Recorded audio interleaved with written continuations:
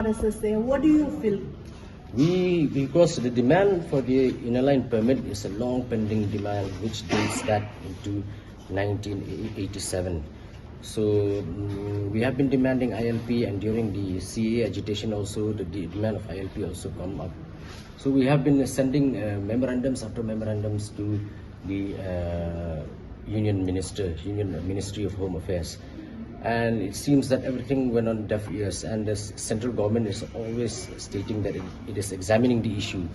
We look in the past few days, a certain minister of state also said that the ILP is still there on the agenda of the central government.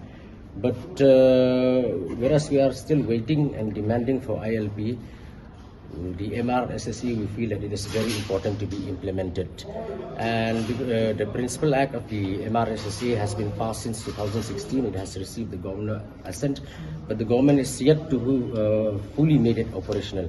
Yes, the district's task force have been constituted in certain localities, but we want that the MRSSE should be implemented in the spirit of the letter. It should be fully implemented right from the facilitation centers and the entry-exit points.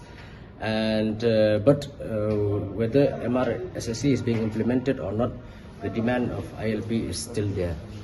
Do you believe that MRSSA can be over ILP, can be implemented in the state over ILP demand?